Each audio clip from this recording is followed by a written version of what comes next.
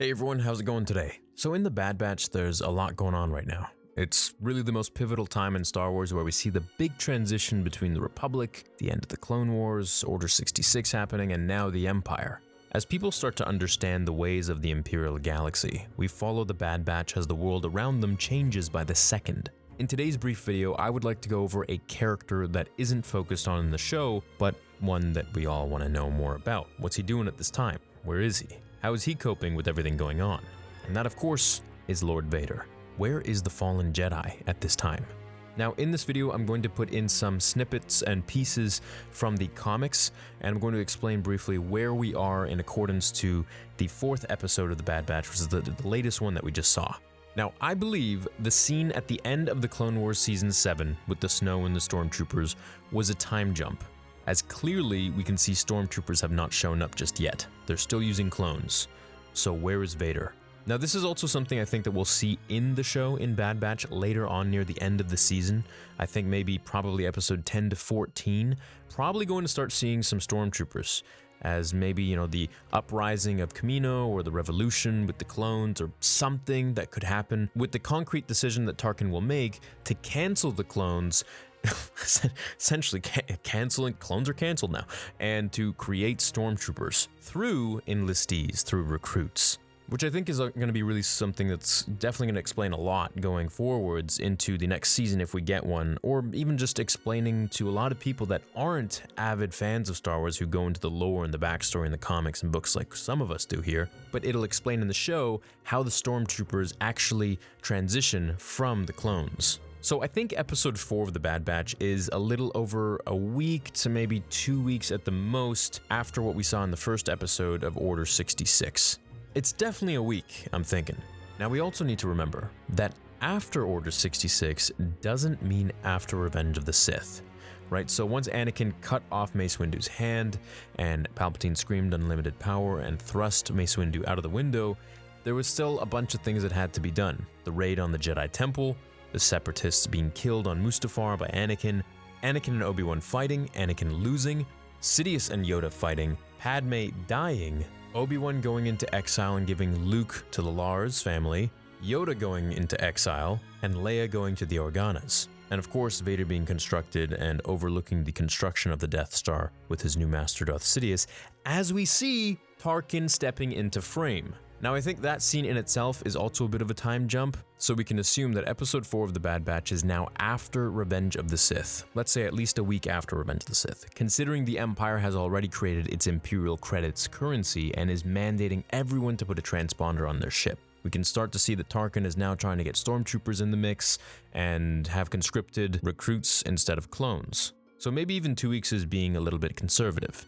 Now, just as the galaxy is sending holograms of Rampart telling the citizens that they need transponders and they need to conform to the Empire's new ways and trade in their credits for Imperial credits, I believe on Coruscant this is also what's happening, is that Mas Amedda is holding a assembly, a announcement, a meeting for the entire city, burning all of the Jedi lightsabers from Order 66 as the Emperor and Vader stand in the shadows watching.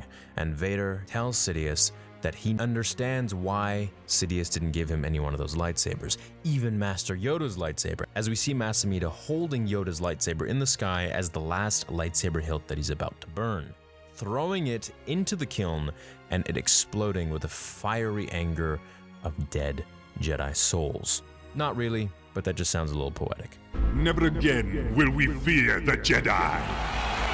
With the grace of our Emperor Palpatine, we were saved from their treachery. The Jedi are gone. The Emperor saw through their separatist plots, their lies. He survived their attempt to assassinate him. And now, at last, we are safe.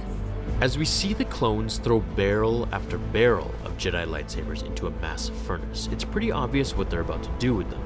Presumably, these sabers are collected from the dead bodies in the Jedi Temple after Anakin massacred them. This is where Vader understands that he has to earn his own lightsaber, and this sets him off on a mission. Regardless, I think this is around the time in canon that takes us right to Vader hunting down clone troopers in order to get access to the computer system revealing survivors of Order 66. As Vader breaks down the heavy metal door, the clones are struck with fear as they wonder who the heck is that, never having seen this monster before in their lives. Take him down. Having enough of this nonsense, he summons a nearby lightsaber with the Force to his grasp. Okay, that's definitely a Jedi. Does this archive contain a record of all Jedi assignment before the execution of Order 66? Yes, a backup from the primary records at the Jedi Temple on Coruscant. I believe at this moment in the Bad Batch, Vader is currently fighting Kirak Infila in Ambalar City, the Jedi Master with the green lightsaber who took the Barish vow, which is essentially a vow of silence and an act of solitude from being a Jedi, except for using the Force, which was actually the only thing that they kept intact from being a Jedi. They never cut themselves off from the Force itself. So while Hunter and the crew are gallivanting throughout the galaxy, learning of the big change to everything, Vader is securing his victory against Master Infila and on his way to Mustafar at Sidious's orders. From here, Vader goes back to Coruscant and fights one of the Inquisitors. The rest of the story you can find in my Canon Vader comic playlist or in the over 2-hour-long video compilation of all the comics that I put into one, all the Vader comics that is, from 2017. Now I think at the end of the Bad Batch, Vader will be brought in to fight them and discard of them. I think when Fennec Shand may fail to retrieve Omega and the Bad Batch make it too difficult to be killed and become a nuisance for the Empire will send Lord Vader to finish what no one else could, seeing as how the clones work for the Empire, and that includes Crosshair. Speaking of Crosshair, I think that he might work under Vader, or at least maybe see Vader for a moment from his perspective, and perhaps be part of his strike force called Vader's Fist. Now it's way too early for that, seeing as how clones don't even know who he is, which, believe me, they will, of course. However, at this point, a very early version of that Vader's Fist could be seen, so perhaps a strike force or a soldier could be appointed to him, and this soldier would be the best soldier that they have, which is Crosshair. So the possibility of Crosshair and Vader working together, I think, is quite high. Now in the end, I think Crosshair will end up sacrificing himself to save his brothers, and Vader will probably kill him. I'd love to make a standalone theory video just about Crosshair's demise and what I think will happen to him, so be on the lookout for that one. As for Vader getting his crystal, he's probably going to go to Mustafar after this in the coming episodes, and once we near the very end of the season, episode 14, I believe it is, if there are no time jumps, then I think the first batch of the Vader comics from 2017 will be completed. This means that we could see Inquisitors through this time, especially since talks of recruited soldiers are being put into the mix. Because while Inquisitors were around, clones were also still around in the beginning. So if we're going to see that transition, I would love to be able to see some of the Inquisitors as well. And I think we could see this from Crosshair's point of view. I think he will just continue to keep getting promoted, and this will eventually land him near the Emperor himself, and of course Vader and everything that they're doing, maybe keeping guard, keeping watch, working for them. And this is how we could get a glimpse into Vader's life and how he is dealing with everything. And this is one reason why I'm a big advocate of these sideshows, is because we get so many different perspectives from sort of a third party. It's not going to be, primarily Anakin's view or Darth Vader's view or something like that, but it's going to be these other characters that give us an insight into what they see with these main characters that we have grown up with, like Vader, like Sidious. Could we see Maul? It's a possibility. I don't see why not. But of course, then there will be people who will complain about, the world is too small now if you put too many characters in there, but I really don't think so. This is Star Wars. These characters are the main characters of this story, so it would only make sense that the most powerful and prominent characters are relevant in the story. Doesn't mean they have to have a full chapter of every single episode, but it means we could have glimpses, or we could have a certain hint at their name, or even a nod in their direction at who that could be speculated to be, or something like that. A theory that could pop up in our minds as to who are they talking about in that scene, a Zabrak creature that could use the Force, something along those lines. Because as we know, we don't know where Maul is right now. He escaped Ahsoka's grasp at the end of Clone Wars Season 7. And as for following her story, I believe we could meet up with her with Rex as well, which I think is where the boys are headed to next.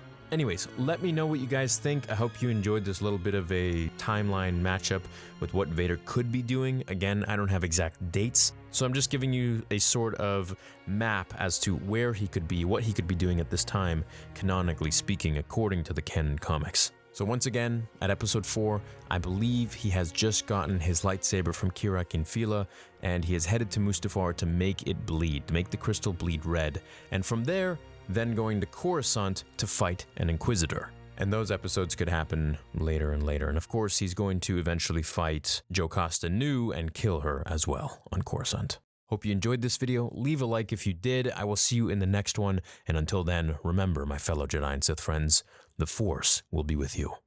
Always. As Vader leaves the river moon of Algalane, he receives a transmission by Sidious, who tells him that upon completion of defeating the Jedi that survived Order 66, his ship would autopilot him to Mustafar upon orders. This is where he would learn to corrupt the living crystal and make it bleed red. As Vader begins to touch down on Mustafar, Sidious tells him that the planet is a good host of dark side energy at its core, and this would be the perfect place for him to turn his crystal red. Here you will reclaim yourself. From the site of your greatest defeat, you shall rise strong, unbroken, powerful. As Sidious tells him that the Jedi weapon in his hands contain the alive crystal which pulses with light side energy, and that the task will not be easy, but rather test his abilities in both mind and the Force. When you arrive on Mustafar, find the place where the dark side calls you. Draw upon the energy there. Combine its power with your own. Then, use it. As Palpatine tells him to corrupt the Kyber crystal, to teach it his pain, to show it his anger, and to make it sing the hymn of darkness. Only then will it bleed. As Vader follows to pull to the dark side of the Force, he enters a dark cave which has clearly been the home of ancient Sith Lords that I'm sure we'll learn about in the future, hopefully, as we can see the ancient writing and hieroglyphics inscribed on the stone walls. Vader walks to the round table-like surface, places the Jedi weapon on it, and begins to take it apart, his cybernetics exposed just like his true feelings are about to be. And therein lies the choice of his destiny. This moment would change the galaxy forever. Could Vader break through the pull of the light, or will he fall to his old Jedi ways? As Vader takes the green Kyber crystal from the hilt of the weapon, he examines it closely through his enhanced lenses. As it begins to glow and shine in front of him, as he tries to put his feelings into the crystal in order to change it to the dark side, he is blasted back into the wall. Something has changed. It's Anakin. He's here. What have I done? His eyes no longer Sith yellow, but they're normal blue once again. As he gets up to put the crystal back into the lightsaber, he leaves for Coruscant to see his master. My apprentice, you have returned. Were you successful in your quest? I was. When Vader ignites the green blade and puts it to his master, challenging him to duel to the death. So you made your decision. I have. As Palpatine ignites his lightsaber, he twirls at Vader just as he had against Master Windu and the Jedi with him in the very same room. As Vader fights his master for what he turned him into, using all aspects of the Force, light, dark, it didn't matter. You have chosen weakness. So whatever to kill the evil monster that entombed his life to this darkness, that reminded him of his doom with each loud breath. Such a waste. As Vader finally moves his lightsaber and slices right through Palpatine, spurting blood everywhere, he drops his master to the floor of his office and walks away as he replies, Yes, I agree. As he goes to make amends with Obi-Wan, he travels to find him, bowing to his real master and removing his helmet in sorrow. Obi-Wan, please. Anakin, you were the chosen one! As Vader awakens from his dream, he refuses to allow that Force vision to become his reality and his destiny. He will not allow this. Grabbing the crystal, this time with force, anger, pain, hatred, polluting all the emotions he has into the living object that will swing his rage for the rest of his life. No, I refuse. This is all there is. throwing all of his hatred, betrayal, fear, sorrow, and everything broken within the boy who dreamed of becoming a Jedi. As lightning crackled from the fiery skies above and lava swirled around him like the pain within his black soul, he let out a scream as if he were being born 1,000 times.